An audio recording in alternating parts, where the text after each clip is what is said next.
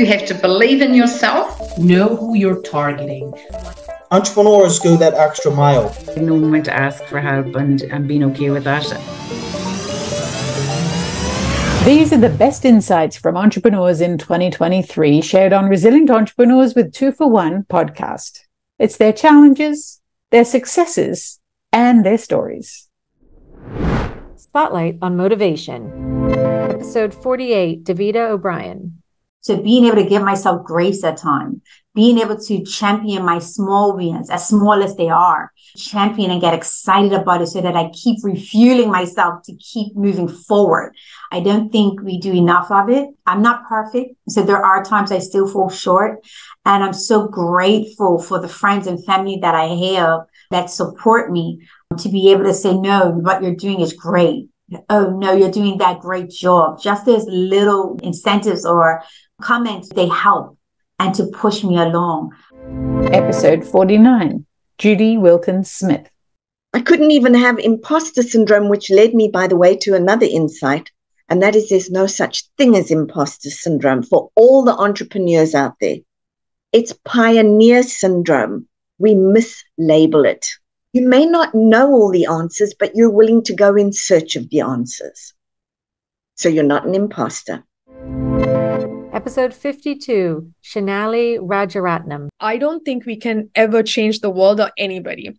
But what we can do is change ourselves and inspire another person to change for themselves, because I think that's so important to remember. And I had to learn it early on. You can never change someone. If I take accountability for myself, I think that's the first step. And if every single person takes accountability for just themselves, don't try to go change another person, your mother, father, your friends, the society, the world. Just take accountability for yourself. I think if everybody did it, that's collectively changing the world. That's literally how you change the world, by just taking accountability for yourself and showing up. Episode 53, Dr. Drayvon James. Passion is connected to emotion. Right? Even when we worry, if you're an entrepreneur and you're worried that you won't meet payroll, well, that's you imagining that you won't meet it, right? So you're creating an imagination and you're creating emotion around that imagination. If you change that imagination, you create emotion and feeling around, gosh, how excited am I that I met payroll? Trust me, it works. I did this for many, many years, owning businesses where people were depending upon me to make payroll. And lo and behold, I'm making. I'm still doing the work, but I'm using my imagination to support my work instead of using my imagination to distract me or to cause me to worry. Episode 47, Denise Carnahan. You just have to do it. You have to believe in yourself. You have to remove any barrier, because we are actually very capable of doing whatever we want to do. It's our mindset that stops us from doing things. I could easily have not done any of it. In terms of the school, who in their right mind would have just created a school? We had never had that on our, and tourism, as I said to you earlier, was never on my radar. I didn't know the first thing about it, but I learnt and I followed my passion, my intuition, and I knew that I wanted people to see what I see and experience what I experience when I go to Africa every time I go. Episode 43, Sandra Gardner. Okay, the first thing, you got to just reach out and talk to someone. People, there's plenty of places you can go, whether it's just finding a business networking group, either online or in person, where you can actually talk to other people on the journey. That's forever useful, just to know that you're not alone, and you'll get ideas, you'll learn stuff, but you'll feel supported in some way, that you're not just working in this vacuum, which can be so difficult for solo operators. You've just got to reach out. You've got to muster the energy, muster the effort to either pick up the phone, go and meet people, talk to someone, find someone on LinkedIn that you like, and can I have a conversation with you? People are very willing to talk. Episode 38, Alyssa Nui. I wanted to be successful, and I didn't want to have the life that I had as a child, where we didn't have enough money and there was scarcity. So as much as I felt like I was building something, I was actually running away, and I was using a business as a vehicle to do that, to create the opposite of the life that I didn't want, Whereas this time I have a vision of the change I want to see in the world. So I know what the target is. I know what I'm building towards, and it energizes me to try to get there.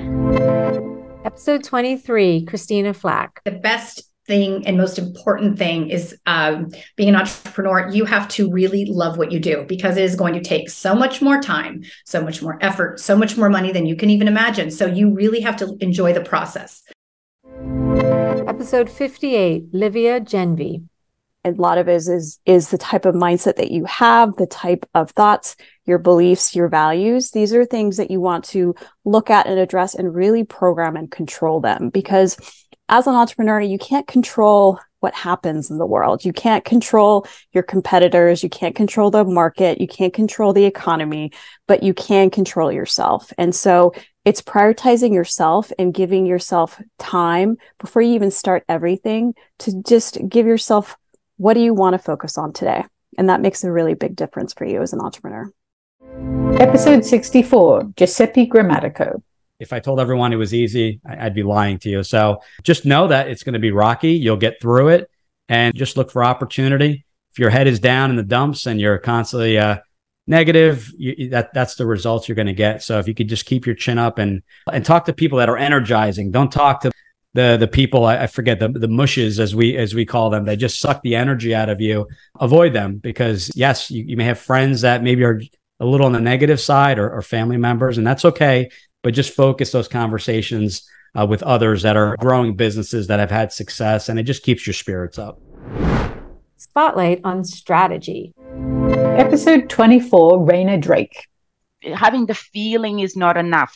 Having the skills is also important, right? And having the skills as well is not enough. You also need to be able to be paid for it, and then that also is not enough. It has to have some positive use or value to your community and to society, because we don't find fulfillment in life by just doing things that we want for ourselves on our own.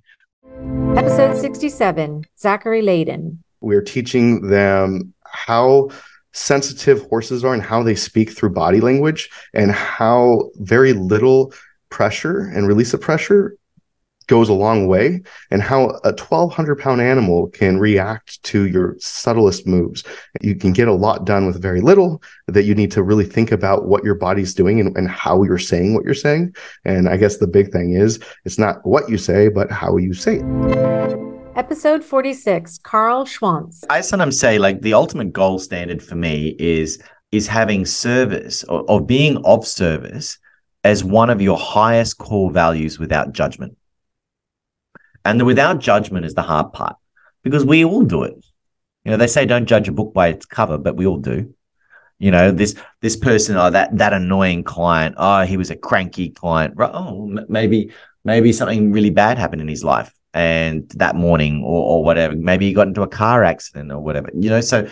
So being of service without judgment is the hard part. But when you can achieve that, you'll always go that extra mile for somebody, because you're wanting to help them in every way without holding anything back. Episode 34, Pat Phillip Farron. What is your purpose, right? What is the purpose of your business? What is the problem you're solving? Be clear on that, because then you can stay focused.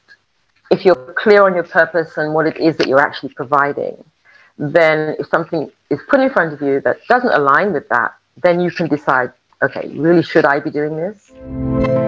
Episode 39, Piers Carr. Partnerships are massively valuable, particularly in a small place like Bermuda.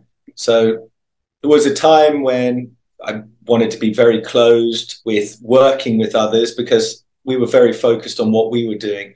And then realized there were so many great supporters out there and people that can expand our brand, and there's cross-branding opportunities out there. Episode 42, 10. What's more important is to focus on what really drives the revenue and the profitability of your business. What's the bottom line for your business? Is it lead? Is it a sale? What's the best thing that you can track online? Because digital marketing is about being able to track what people do with your business. So if you can track sales, if you can track leads, if that's the best thing you can do, track leads. Episode 54, LaShawn Smith. I naturally found myself in meetings with brand consultants and folks who were kind of developing identities. And I was like, oh, goodness, this is so critical to the rest of the decision making.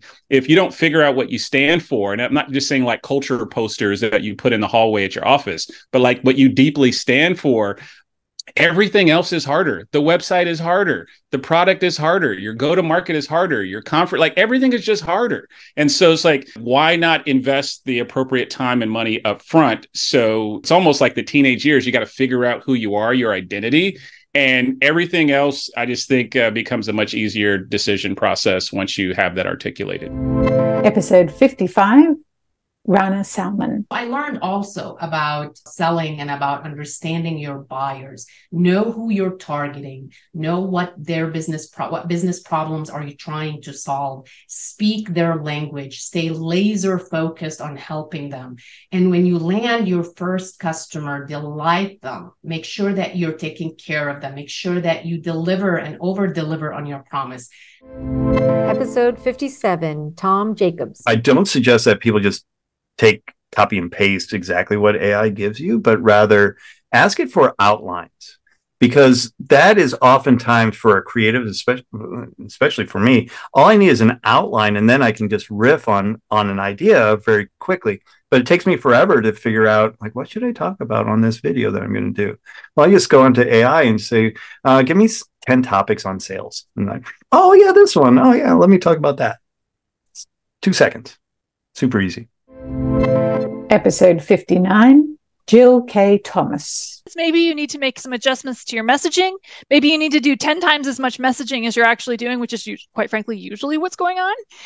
Or maybe you need to adjust your prices, or maybe what you're doing isn't resonating with the public, or the public who wants your message isn't able to find it. There's usually something you need to do, but resilience really means just the ability to understand that there's more going on here and saying, look, I'm not stopping because the indications are that it's not working. I'm just going to make adjustments to figure out what does work.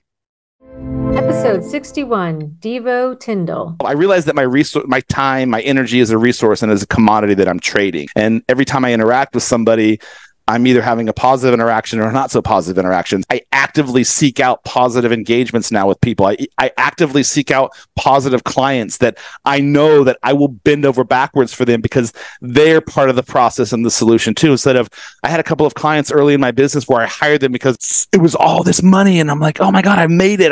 I just literally signed a $500,000 deal with this client. And then she started asking me to promote all these things on social media that I philosophically do not agree with. And I can't get behind that. And I'm not asking you to judge me by my opinions. I'm just saying, if it's my business and my life, so if I'm going to support this and exchange my resource for that, I'm going to be empowered by it. And I need to be behind you, because if I'm behind you, I'm really good at what I do. And if I believe in you and you believe in me, dude, we can go to the stars. I shifted my mindset around that. And so once I sorted that out and started realizing I'm actually hiring clients just as they're hiring me. Episode 63, Josh Kropkoff. The formula is story plus point.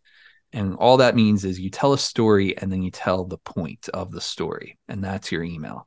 And you can make it long, you can make it short.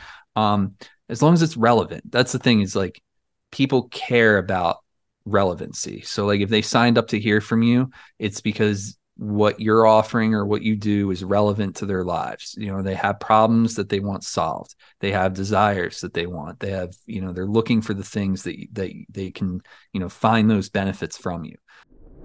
Spotlight on entrepreneurship. Episode 31, Dante Hunt. Ideas do not make money. You're not the first one with this idea. You're not. And you won't be the last. Entrepreneurs make money. Entrepreneurs make an idea successful. Entrepreneurs go that extra mile. Entrepreneurs wake up early. Entrepreneurs learn the stuff that they want to. Entrepreneurs find out what other successful entrepreneurs have done to be successful. Episode 33, Antonia Holder. Since I've become more of an entrepreneur and I have that entrepreneurial spirit, I'm constantly thinking about how I could improve things Or has this been done before? Oh, that's a great idea. Or out of the lack that I'm experiencing, can I capitalize on that? Do other people need that? If I'm looking for it, somebody else must be looking for it, right? And you get excited about that and the idea that you can be successful, not just making money, but also make an impact. Episode 36, Nick Steiner. I find if you just do what it is that you want to do, even if it's a scale model, something tangible that people can see, share and understand, you'll get that buy-in, which then fuels you as an entrepreneur or CEO or a founder to actually move to the next step. Episode 37, Slava Podmuni. Languages will disappear very soon because of those technologies. Like, imagine you all have wearables, they are smart, intelligent, and they're able to already, like, if you know Skype, they have like live free translation, like, and it's really operational. Yes, you can really use it. Imagine in a few years, there will be no languages in the world. Episode 40, Fiona Anschel. I think it's just listening and calming down the noise and knowing that you have a gift, whether you're trained or not, it doesn't really matter anymore. I mean, you don't always need that piece of paper. And I just felt that I needed to share the gift. And when I'm cooking and when I'm eating, I feel the most joyous I feel in any area of my life. Episode 62, Anis Haddad. That's a mantra that I use a lot. Is an organization at the end of the day is just a bunch of human beings creating value for other human beings. That's all it is. We get lost in the details of how we're creating value, and we think that's the important, but really it's human beings creating value for other human beings. So, Episode 65, Adoranka Badamosi Wilson. Pass on your wisdom, pass on your guidance, pass on your suggestions to others, because you never know where your feedback, and I mean the good feedback, the positive feedback, where your knowledge of X may be just the thing that person needed in order to move forward. So I would definitely say pass it on, be absolutely generous and share, because I know the people that I've talked to, even if it's just once, people that have been so generous with their time, so generous with their knowledge, that I want to make sure that I'm in that same space if I can help somebody to, even if it's just that one conversation, to be able to say, yeah, this is the knowledge that I have that I can share. Spotlight on Wellbeing. Episode 25, Claire McDevitt. For me, it was like knowing when to ask for help and being okay with that. Delegating the big stuff out, whether it's marketing or finances, right? There's no way you can know it all. You can't do it by yourself. I can't do it by myself. I don't want to do it by myself, but you can't do it by yourself. Episode 29, Tracy Baker Lawrence. To be able to be self-aware and be self-compassionate and to be able to self-regulate. I think those three things are really powerful. And I think if we can do that, then we'll be resilient. And for me, that's what resilience is. Can you handle it? There's a lot of traffic and you're running late. Can you handle it? Can you handle it? Can you be okay? Episode 30, Jamin Fraser. When you understand the heart of insecurity is actually your own opinion of yourself, that's what it is. You are not afraid of what others think about you. You are afraid of what you think about you. You just don't want it confirmed by the world. That is the heart of insecurity. Episode 41, Skip Bowman. We know that people who are resilient have good relationships. And whether we're talking about resilience in the moment of crisis or through life in general, relationship is the most clear determinant, particularly mental health for men and length of life. All this theory is around that. If you have good relationships, you live longer. Screw the diet, screw everything else. You've got to get that sorted. Episode 45, Dr. Aisha Peets Talbot. That burnout medically is called adrenal fatigue syndrome. And what that means is the adrenal glands that are usually giving us all the adrenaline, the go, go, go, go, go, they start to like tweeter out and they cannot do the go, go, go anymore. And that's the thing about your adrenal glands is they are the master gland that controls all the rest of the glands. So your adrenals control your thyroid, control your sex hormones.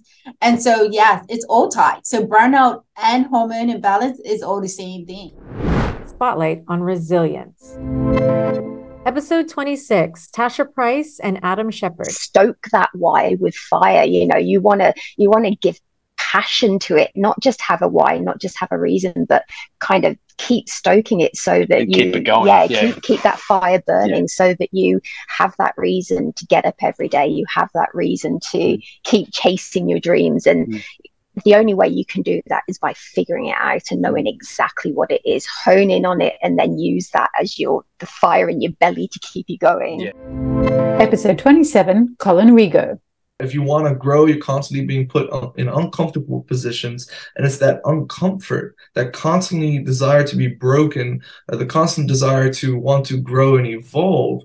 That is what, for me, is what resilience is about. It's embracing adversity to make us stronger. Episode 50, Russell Harvey. It's really curious around how much do people genuinely understand what their strengths are, those natural things that energize them, that they really enjoy doing. I use a psychometric to do that, but you don't necessarily have to. But I use it because it's a good conversation tool, essentially, for them to specifically clarify what their 7 significant strengths are out of 24. And I may also get people, as much as possible, to think about their top 3. So the idea is that when you can spend as much time as possible utilizing your strengths, the things that you love doing, you naturally enjoy doing, to achieve all the things that you want to achieve, and you've harnessed them, they build natural resilience and natural confidence. Episode 51, Maureen Falvey. So it's a commitment that you make to yourself, no matter what. And no matter if fear comes up, no matter if somebody doubts you, no matter if you make a mistake, you tried something, you reached out, somebody said no thank you, what is the meaning you're going to give to that? Are you going to light the match and the spark and boom, go no matter what? Or do you fold up your cards, you go home, take your toys and you go home? So it starts with a commitment to ourselves. And I want to make it our must no matter what, no matter whether there's fear. Of course, there's going to be failure. You're a brave entrepreneur. Of course, you're going to try some things, and some won't work and some will. Episode 60, Eugenia Oganova. If somebody thinks that they're going to get it from the first try, they might as well not even bother being an entrepreneur. Go get a job. Because being an entrepreneur is freaking hard. It's very confronting because you're constantly faced with your own issues. And it's also a great way to evolve. But the only way to do that is to experiment and then follow through to see the next step and then experiment and follow through. And as long as you have that, that's actually resiliency. As long as you do that, you're going to naturally end up successful because the last one standing is the one that's actually going to get paid.